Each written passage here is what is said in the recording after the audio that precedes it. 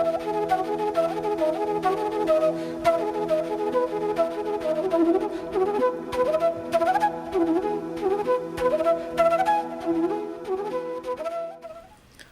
morning. Welcome to EduSet Network. Friend, as you know, today we are going to discuss media research, and particularly we'll talk about the research method. There are several research methods, but in today's lecture we'll try to understand the content analysis. We'll try to explore all the aspects of content analysis, starting from definition to operationalization, how we can use a content analysis for any research project. And for discussion on this very topic, we have in studio eminent faculty, Professor Devesh Kishore. He is a senior professor, academician, a researcher, and he has long experience of teaching as well as doing research on, has completed in a large number of projects, and he has been also as a visiting faculty, been in several universities of the world like Syracuse University, Cornell University, USA, and the Westminster University, London. So long experience, and his own opinion, own view, own perspective will help us to understand this topic, content analysis, and will guide us how to use the content analysis for the better result of your research. So on your behalf, I welcome him for EduSet lecture. Welcome, sir. Thank you very much. Today we will be focusing basically one of the important research methods used in communication research or media research. That is the content analysis.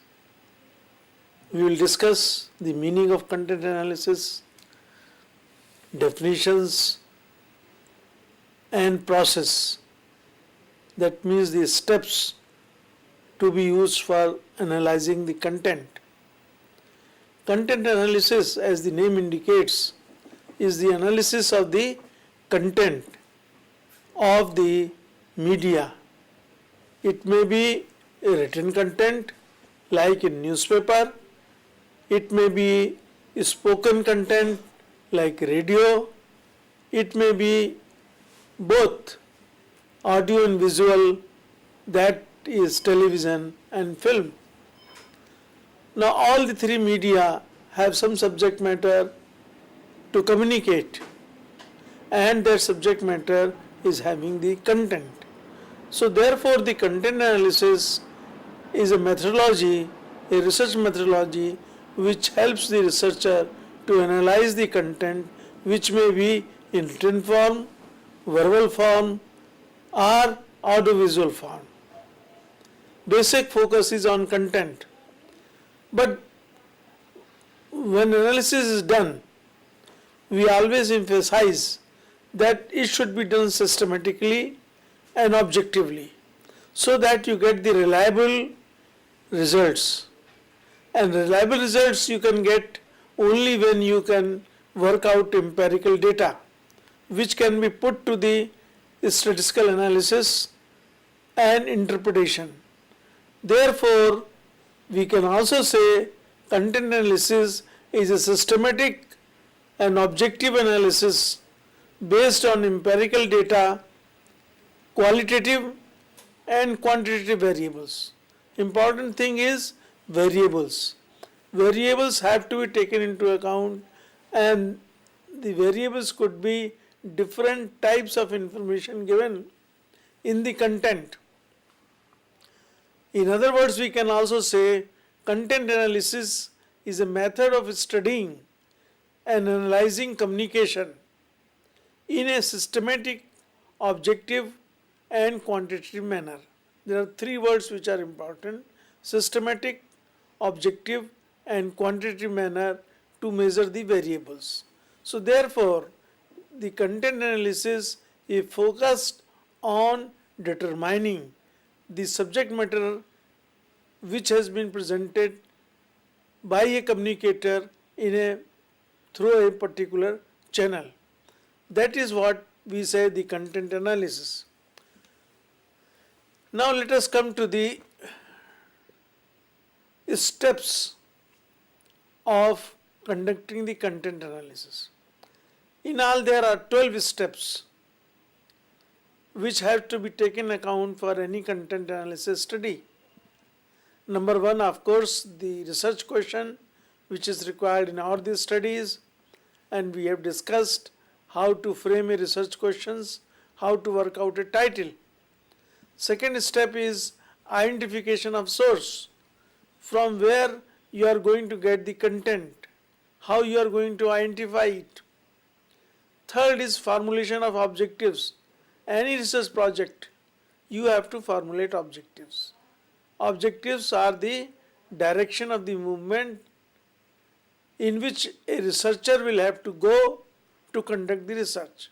So there can be 4 objectives, 5 objectives, by which you are able to solve the problem or by which you are able to get the data collected and then interpret it. So therefore, the objectives, after objectives are the hypothesis. On each objective, you will develop hypothesis, that is your assumption. What you think about it. And that assumption, one sentence of assumption, is written so that when you are collecting data and when you have analyzed the data, you can prove or disprove the hypothesis. If you prove it, it becomes positive hypothesis. If you disprove it, it becomes null hypothesis. And then when you prove it, you will say, well, this is my objective and this is the thing which has been proved.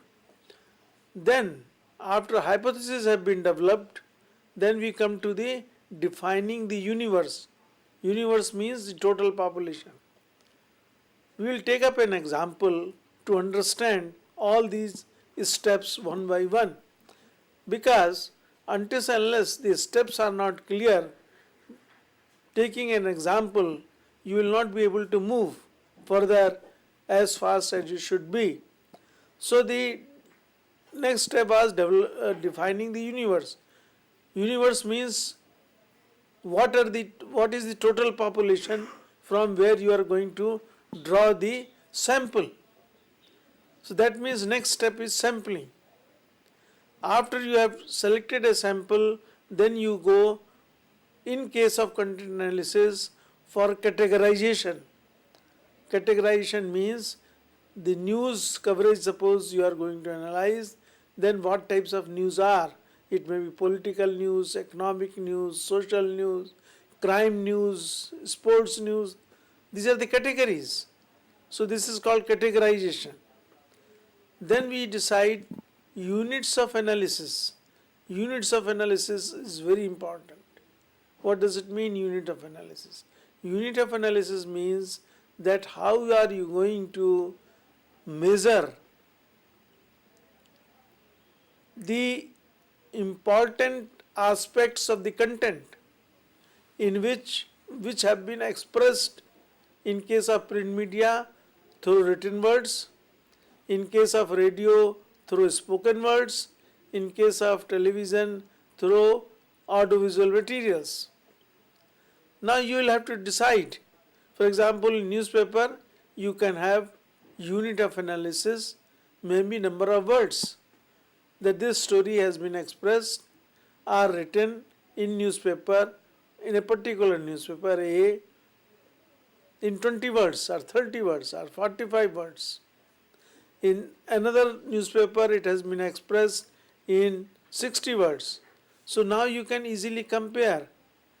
The news story is same, but the coverage which has been done in 45 words in one newspaper and 60 words in another newspaper. But that in a spoken word, the problem is that you have to take care of all the words which have been spoken, then you will have to transcribe it. That means script. You will take the radio script and then again you can count the number of words and then compare it. Second methodology is, in case of words, that you can measure them in terms of square centimeters or square millimeters or square inches. You can say, well, this story was expressed or written in a newspaper using 25 square inches of the space. That means the column length and column breadth you measure it and multiply them, it becomes the total square area. So, unit of analysis, either it could be in the space measured or it could be number of words. Then next come coding. What is coding? Means whatever units of analysis have been used, you will code them into different tables and give them numbers so that the analysis becomes easier. After coding comes the analysis of the data. That is, how are you going to analyze the data? And then on the basis of analysis, we go for inferences, and interpretations. And then on the basis of inferences, results drawn, conclusions worked out, we come to the suggestions and implications. So, research scholars will have to undergo 12 steps of content analysis. Actually, sometimes we feel content analysis is a very easy technique. Yes, it is easy technique, but you have to go systematically through all these steps. Otherwise, you may go astray and the results may not be able to come as perhaps the honest result for that particular thing. Now let us take the example and see how these 12 steps are being followed in this example. I am taking one of my students' example where she has done it for a small research paper. Now what is the research title or research question? The research question is the study of content analysis of political news stories of 2 leading daily newspapers of 1 week duration. So here the main emphasis is on analyzing the content of political news stories of 2 leading daily newspapers. It could be Hindustan Times, Times of India, Hindu, whatever, 2 leading newspapers of 1 week duration, because very small study for a particular purpose. So she took one week duration. Now it is up to you, whatever duration you want to have. What you can have 4 national dailies, you can have not only political, you can have, for example, the earlier case we took up, it was an Naxalite story, so you can have an Naxalite story, and then you can have different dimensions. Now this was step number 1, that you finalize the research question, the title of your research project. Then step number 2, identification of the sources. When we say 2 leading newspapers, how do we identify? We go to registrar of newspapers and say which are the 2 leading newspapers. And then they give you the circulation data and they say these are the 2 leading English newspapers or 4 English newspapers.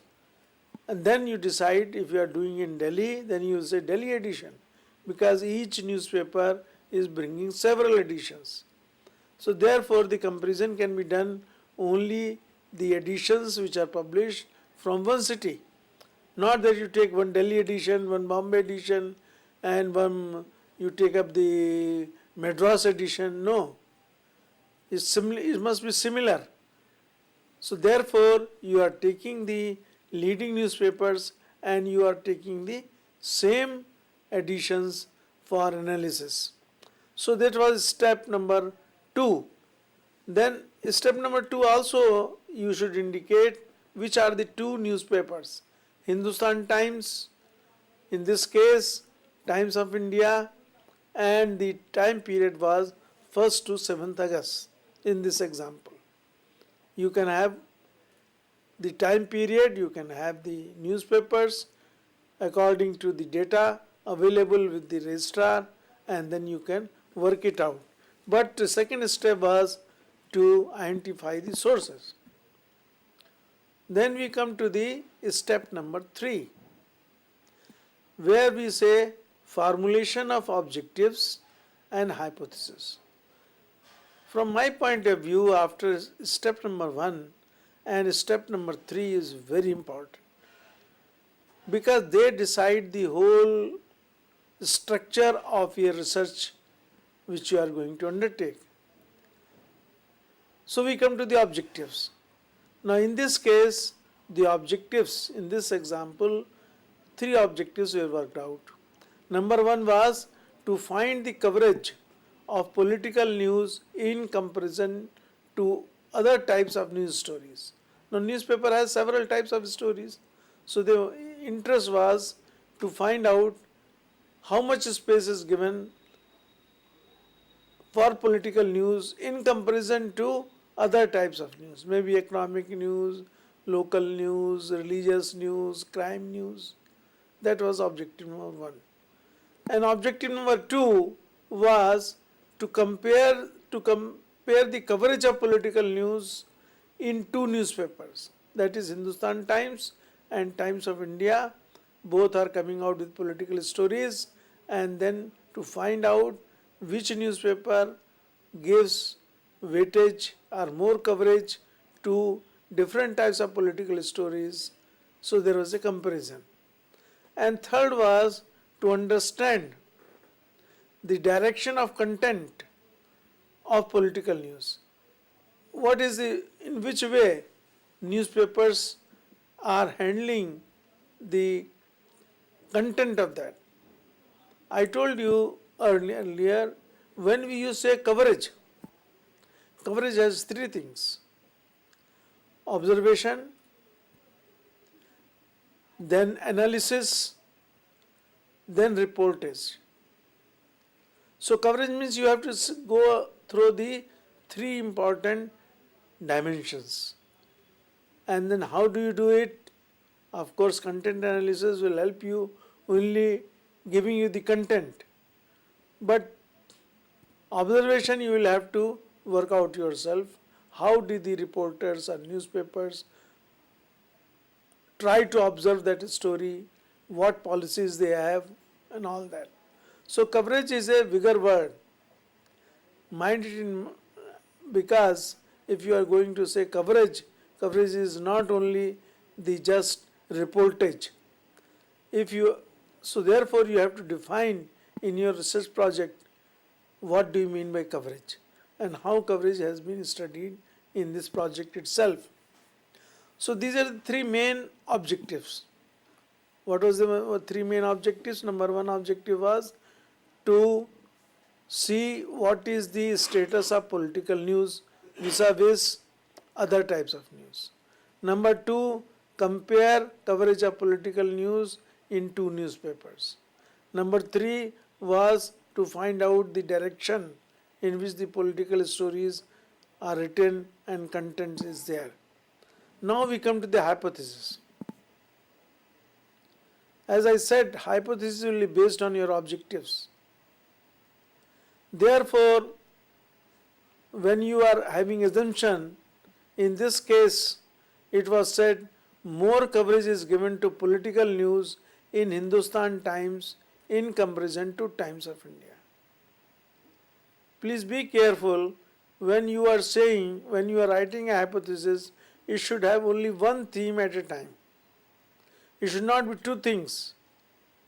Once you have two things, it becomes very complicated. If it is proved, disproved, whatever the case may be, what results you will draw? If it is having two things, two themes, whether number one is correct or number two is correct. So please keep in mind that your hypothesis should have one theme at a time so that that theme can be proved or can be disproved. So in this case, the assumption was that Hindustan Times is giving more coverage to stories which are political than the Times of India. Next, coverage of political news is less in both the papers in comparison to other types of news. So here the assumption is the political news stories are not giving the prominence than comparison to other news. So you see that the hypotheses which are given are very clear, sharply focused, and the results will prove them or disprove them. So these objectives and hypotheses must be well framed, and you can discuss with your seniors, you can discuss with the research workers to see whether they fulfill all the qualities of hypothesis or objectives. Then we come to the step number 4. Step number 4 is definition of the universe. Now if you take this example, here the universe is the newspaper which are published daily from Delhi and NCR region. That is the universe. And you have already decided you are taking only the Hindustan Times and Times of India. So that is also fixed. So here it becomes much easier. But suppose we take the earlier example of Naxalite. No, Naxalite takes place in so many states. And Naxalite is being covered by so many newspapers. So universe is very big. Now you have to define the universe in this case. And you will have to say Naxalite takes place in so many states, so many local papers, regional papers, national dailies cover it, and according to Registrar of Newspapers, these are the 4 or 5 national dailies which are covering Naxalite of all these states and all that. So therefore universe is very big, because from the universe you will select the sample. Therefore universe should be well defined. Everybody should know what is the area of this particular research problem which you are going to undertake. So step number 5, sampling of the universe. Now we had a discussion about how to draw the samples. Now in this case you have already said I am taking 1 week stories, that means 1st to 7th of August. When you say this, your sample is already taken, and you are taking 100% of the universe, 1st to 7th. You are not leaving any day. But suppose you have to do for 1 year, then you may not take all the newspapers of 1 year, 365 days. Then you will say, well, I take from 365 days only the newspapers on sample basis, whatever technique or design or frame I decide, I will just take only maybe 2 months, 60 newspapers out of this. So then in that case sampling will be done. The danger of the sampling or disadvantage of the sampling in case of content analysis, if you select the newspapers and the stories in particular month are many on that newspapers, then and you have not taken the sample, then you will be defeated. For example, there was a big thing taken place where Naxalite attack was there and many people died. The news during those days appeared in the newspaper will be, in terms of numbers, it will be very high. But in other cases, it will not be in other days, it will not be so high. So therefore, try to take continuous days or months when you want to study the content, when you coverage of the news through newspapers for content analysis. There should be a continuity. Otherwise you might miss some of the stories which might have taken place for some or the other items. Therefore that thing has to be considered. Then sample you have drawn. Then the next thing is that you have to see the categorization. How to categorize it? Categorization is what? Is a division of the content. Whatever content you are studying, you have to categorize them. Means that the news should not overlap. categorization should be so clear.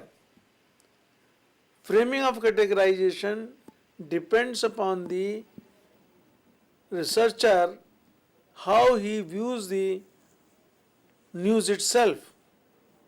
Some categorization is very distinctive, like political, social, sports.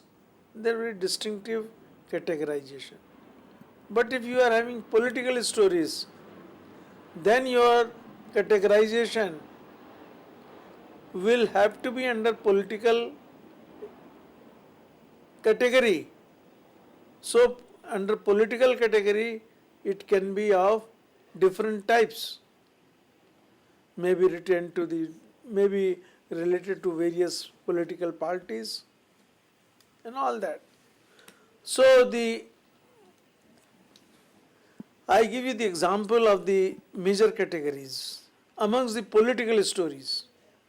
The political story is the main category, but under the political stories there could be stories related to central government, stories related to state government, it may be Congress party, Bharatiya Janata party, other political parties, Parliament House, there could be several under the political categories itself. Now you have to indicate very clearly that this was my political story was the main, which I have taken for the content analysis. Then it has been categorized into 6 categories or 7 categories for further studies. And that is not enough. Then you will also go for subcategories, because political story may be of central government, but central government political story will be related to either economics, finance, human resource, home affairs, railway, whatever, different ministries. So it means main category political news, then the category of that is divided into government and state, central and whatever. And then again is further subdivided in subcategories like finance, human resource and all that. Now this categorization has to be done by researcher keeping in mind the focus of the study. What is that you want to bring out? Number 1. Number 2, what type of stories exist? That is, under central government there are stories with the finance, there are stories related with the grants to the states and all that type of thing. So categorization must be done in such a way that the overlapping of the news story should be avoided. If there is overlapping, then when you are putting the data into various categories, you will be confused, or you will be placing in the wrong columns or wrong place, so that you will not be able to get the correct results. Then we come to the unit of analysis. That is step number 7. As I mentioned earlier, unit of analysis could be number of words. Now the question is, why do we decide unit of analysis? If we don't decide unit of analysis, then you may go wrong. Some research scholars come to me and they say, we'll count it. You say, in Times of India there were 10 stories and in Hindustan Times there were 5 stories. Counting is all right, but there is a danger. What danger is? Within the 5 stories, coverage which has been done by a particular newspaper, he might have used more space than the other newspaper who might have covered 10 stories. So the number of stories appearing in the newspaper should not be the criteria. That is a wrong thing. Because ultimately you are trying to see is that what is the space allotted to the news stories of that category in newspaper. So either you go to number of words, or you go to the space covered for that particular news. Number of stories is not a criteria. Number of stories will give you a wrong figure, a wrong information. Somebody may, or some newspaper may give 15 stories, but space may be allotted only 4 or 5 lines. And another newspaper may write a full column on that. So then, who gave the more importance? The person who wrote the full column. So therefore, number of stories should not be taken as a unit of analysis. Unit of analysis should be taken only number of words and area or space covered. Then you can make the comparison.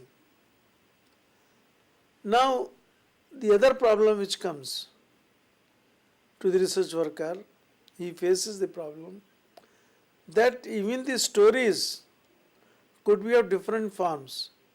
It could be an article, it could be a featured story, it could be an interview, it could be a success story, it could be a development story, several types of stories. Now when there are several types of stories, then how are you going to put into the different categories? Then it becomes a real problem, because article may not be real news. News stories and feature stories are different. Success stories and development stories are different. And you have taken only news. Then how do you consider article, interviews and feature stories, success stories and development stories? So that means you will have to take this criteria in mind and say that political stories which you are interested are only of the news value. You are not going for articles, interviews and feature. Otherwise you will have to say that I am taking all the material published under the political category, whether it is article or news story or feature story or whatever. Now this type of mistake is committed by these scholars. They just say news story, and when they start analyzing, they find there are feature articles which are not news stories, which are write-ups on that particular topic. For example, we talked earlier about Naxalite. There could be interviews on Naxalite. There could be feature stories on Naxalite. There could be development stories on Naxalite. They may not be real news stories. Then your research title says news story. Then how are you going to differentiate? I think this problem research worker faces. Therefore, the research worker must very clearly define whether he is going to take the political write-up, whether he is going to take up the coverage of only news about that particular thing. If you say Naxalite news coverage, then means you are taking only news. If you are saying Naxalite is being covered in written form, then you are taking articles, feature stories, news stories, everything, photographs, and everything will come into it. So please be careful and be clear what are you trying to do. Don't put one heading and then you cover everything under it, and then you might go wrong, because somebody will say you said news, political news, and you have taken so many things into it, which is not correct. So therefore, this content has to be worked out. Now we say come to the working out suitable index. How do we do indexing of such categories? I have given an example there. In political news, first column I have written is related to finance news, human resource news, home affair news, railway ministry news. We find in 1 week so many types of news. And then number of political news covered in Hindustan Times. And this is data of August 1. And then like this we have data for all the dates, separate tables. And there we will say finance news were 4 covered by Hindustan Times, and the Times of India covered 6 news. Like that we have done, and then we say total 10 political news have been covered by Hindustan Times and 15 news have been covered by Times of India. Now it does not give you the correct picture. The 15 news which has been given have occupied more space, or 10 news which have been given have occupied more space. Yeah, more importance has been given. But category wise you have just given a picture to the people that this is the category wise the number of stories which have come, whether they were of any type. Now we come to the coding. How coding of the item is done. Now every newspaper has got number of pages. So you go to page wise. Page 1 of political news in Hindustan Times on August 1, there were 2 stories. When you measured them, it becomes 20 square centimeters. Same way, you go to page 1 of Times of India, and when you measured, it became 30 square centimeters. Now like that on page 2, page 3, page 4, page 5, page 6, page 7, page 8, you go on. Whatever the total number of pages are there in that newspaper. In some newspaper there will be more pages, in some newspaper there may be less pages. They may not be equal. And there may be supplements. Please remember, don't forget, because some newspapers give these same stories or feature articles or whatever on other pages. The mistake which might be committed that you have taken only the main copy of the newspaper, but it has got supplements. Therefore, if you are taking Hindustan Times, Times of India, then you will also have to take supplement, because certain news stories, certain things also spill over to the other pages. Now this analysis of coding of items which has been done in case of Hindustan Times and Times of India, which you can see on the table, the total is, in Hindustan Times there were 12 stories and 133 square centimeter of the space was occupied. In case of Times of India, it were 15 stories and the occupied space is 198 centimeters. Now this is one result. This can also be reversed. Reverse could be 12 stories of Hindustan Times and they may have 200 square centimeters of the area covered, because each story is written using more number of words, and therefore this can be reversed. So therefore number of stories are not important. In this case, the area, the space taken is very important. Next question comes the comprehension of the content. What does comprehension means? Comprehension means how rich the news is. The news story may be there, but one newspaper might have treated, making it very rich by giving additional information, or by giving using interesting language. How rich the news is, and what is the approach to it, positive or negative. So that is comprehension. You are not only analyzing the number and percentages, space covered, that is one aspect, numerical aspect. The second aspect of analysis in the content is the comprehension of the content. The content which has come, whether it is negative or positive, how rich it is, how it has been expressed, that is also important. If the news is rich, better treated, then the readers will comprehend it for a longer period of time or discuss it. If the news is not rich, then they are not going to discuss it further.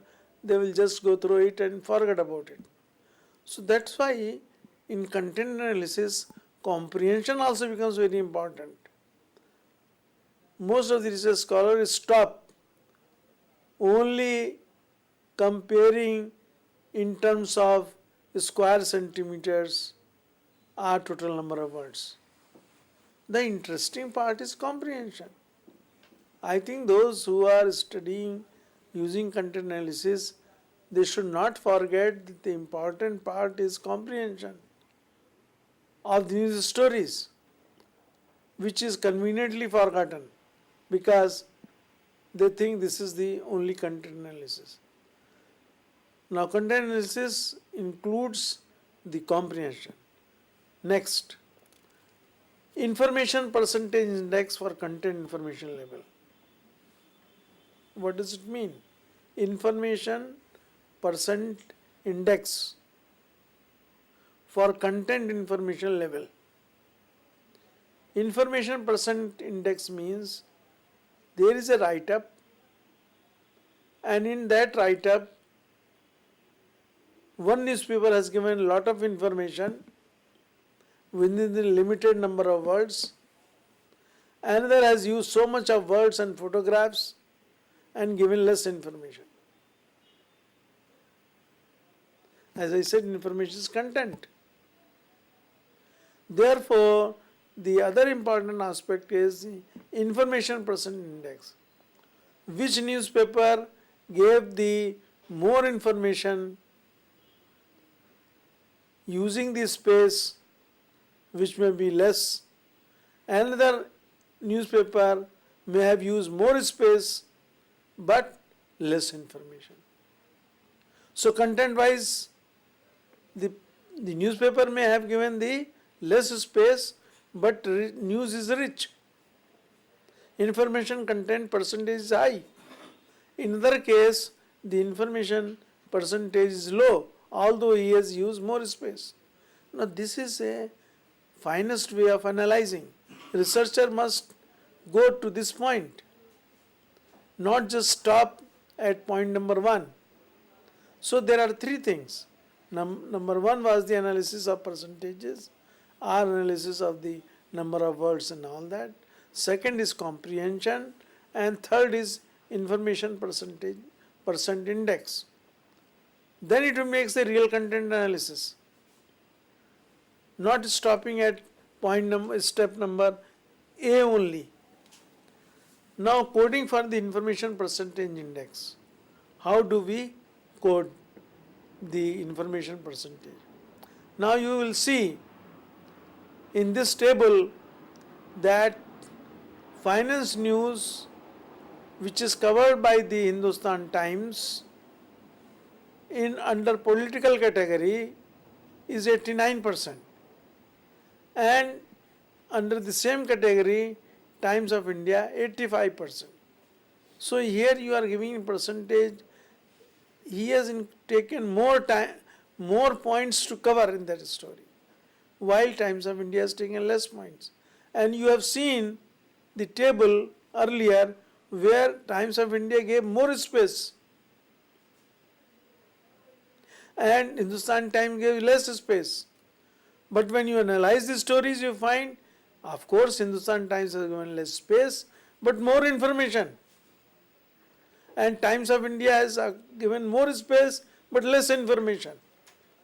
Then as a journalist, as a researcher, you will say Hindustan Times is better in comparison to that research. What I am trying to say is, the researcher must go in depth. He should not be just satisfied by taking the space, measuring the space and comparing it. That is not enough. That care has to be taken. The next step is direction of content. Now, direction of content means what is the attitude of a writer who has been writing the story. He may be motivating, he may be not motivating, he may be evaluative, he may be non-evaluative. Means reporters, while writing the story, they express in such a manner why which reader becomes motivated towards a particular action, or he helps him in evaluating. Now that is direction of content. Now this is cleverly put into the story by the reporter, and then the readers just get that direction in relation to that story. That is direction of content. And next is intensify direction of the content. Whatever direction of content is there, you are using powerful words, strong language, announcing it, de-announcing it. As a reporter, you can do it. That's what I said. Observe, analyze, and report. You have observed, analyzed as per policy of your newspaper, you have strengthened it, or you have denounced it, or you have announced it, whatever motivated the people. You must go to direction of content also in content analysis. And then intensify the direction. You scan all the categories, look into the precision, and then you can conclude that this is intensification of direction. That means content analysis is not only the counting the number of stories or space. It has got other dimensions also when you are doing content analysis. And that's what I try to emphasize, that when you are undertaking a content analysis, you should take all these 5-6 steps if possible, because you are going in-depth analysis. And in-depth analysis you can go only when you take care of these important criteria or dimensions for your research study. Now we come to the step number 9, analysis. Whatever codes you have decided or code units you have worked out, they must be purposeful, of course, and they must be proving, disproving your hypothesis. They must be directly related with your objectives. So analysis part of your research project will explain all the research data in the light of the objectives and in the light of the hypothesis, proving or disproving. That analysis will be the meaningful. As I indicated earlier, that there are not only numbers, but there are certain other factors, direction of content. For example, now you will have to also put an analysis. What is the direction of content in this? And then you will be using, of course, number of statistical techniques to analyze your data, and also depicting the data by graphic presentations like line charts, graphs, histograms, bar diagrams, so that your analysis becomes interesting to the reader and it makes very clear interpretation. Histograms make your data very, very clear and distinctive while reading it. So therefore, analysis should also include pictorial presentation of your data. That means analysis should be purposeful, it should be kept in line with the objectives, it should consider the hypothesis, prove or disprove it, and other factors which are related with the stories may also be used, and interesting data should be depicted by using graphical presentation. So analysis chapter of your research project must have these important parameters. Then we come to the step number 10. What is step number 10? This is inferences and interpretation. Sometimes people confuse with the inferences and interpretation. Inferences means the direct results which are coming from your data on the basis of analysis. That is inferences. And interpretation means when you interpret the data in terms of your objectives, in terms of your subject matter or hypothesis, then that is called interpretation. From the same data, you can interpret so many things. While data will give you a particular fixed result, but interpretation will be based on, of course, on data analysis, but it will also have the important part of it. So inferences and interpretation have to be carefully done. Also in interpretation, important thing should be remembered that review of literature chapter, a review of literature which you have written, that review of literature findings, whatever research studies findings are there with you, must try to correlate with your findings. That such and such person did a study on political stories in such and such area using these newspapers, and he found this. Now I have done the study in different area, different newspapers, and I found this. And how these results are comparable, how these results could be said that they are different or they are similar. If they are different, why are they different? What could be the possible reasons behind it? So that is you will say that I am writing the interpretation of this. Then the last steps, almost suggestions and implication, which is a real difficult step in terms of making these suggestions for the benefit of the policymakers, users, or newspapers, their management, their reporters, their sub-editors, editors. So you are doing research for the benefit of a group of people who are associated with that. You want to make them clear about it. What is the trend you are following? Where are you going? How much weightage you are giving to political stories? What you are missing? What you are not missing?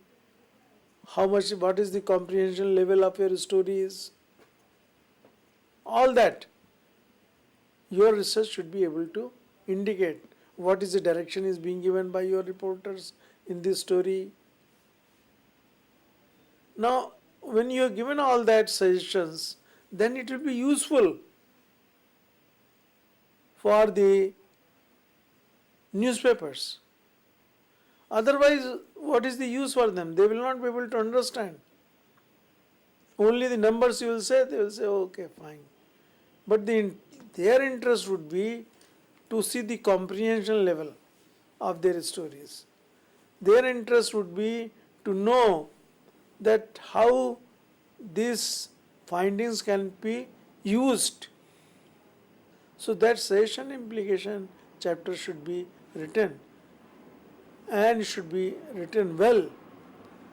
This should also have a para for future research workers.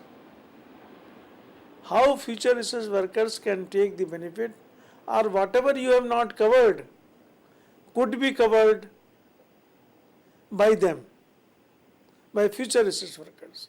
So you are giving them suggestions, because you can't cover everything on this earth or in this study of yours. Therefore, you come out with the suggestions for future research workers.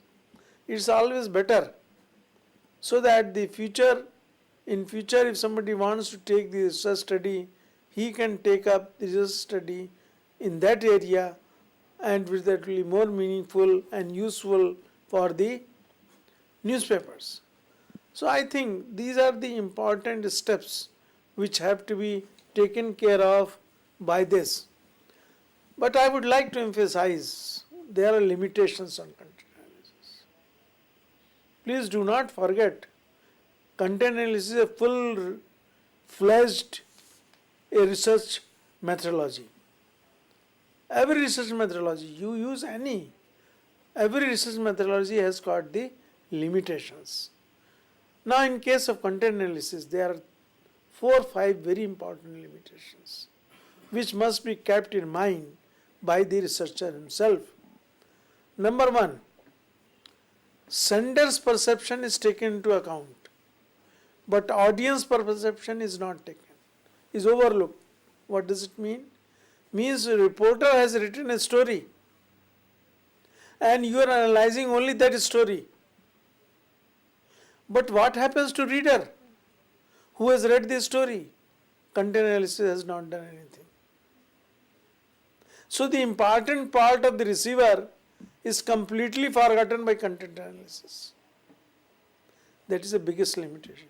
Therefore, research workers, keeping these limitations in mind, and add this element also, that is on reader's side, so that this limitation can be taken care of. Number 2, content analysis does not take care of the effect of content on audience. When audience has read that story, what happened to them? What has been the effect? Content analysis doesn't bother about it, because you are not taking audience into account. Therefore, audience are very important. Of course, content is important, but that should also be studied. That is a limitation. Next is, findings are limited to categories. Some other research worker may make more categories, and you might have clubbed in one category itself. So therefore, that becomes another limitation. Next, it takes lot of time either counting words or measuring the space. Every time you put a scale, measure, multiply and count and all that. If suppose 1 year studies you have taken and you have taken 200 papers, you can very well understand. All the pages, there are 10 pages, on all the 10 pages you go on counting. So it's a time consuming thing. And in the last is a very tedious and laborious method of analyzing content. There could be some simpler method of doing it. Now these are the limitations, as every research method has got its own limitation. Therefore, these are the limitations which are of content analysis. I think this will give you a full exposure of content analysis, what it is, what are the steps, and I took an example which will help you in better understanding. And then also I have warned you about the limitations. Keep in limitations in mind and then go ahead. Thank you very much. As you talked about, the one on the limitation is the audience part is not taken into account. So when we include the letters to editors, can that be a little bit helpful? Yes, it could be one way of collecting the response. Okay. But that letters to editor, how many people write letters to editor? Right. A very few Right. people react and write letters. Okay. But certainly, letters can be one mode of receiving the reaction. Okay. But for a researcher, it's better to go to the readers, develop a questionnaire or schedule or whatever, tool you want to use, go into them so that you get a more number of them. Okay, so to make it the research finding more authentic, one should Yes. must go out Yes. from the comfort zone and take the responses of the readers and include them. Then the finding could be more valuable and more useful for the further research. Because every research worker is interested to make its findings more reliable, Okay. valid and credible. Okay. Reliability will increase only when you go to the respondents. Fine. And So, validity will also take care of that. so well, friends, with these words, we can conclude the lecture. I thank all of you for watching the lecture, and on behalf, I thank Professor Devesh Kishore for giving such an insightful lecture. Thank you very much.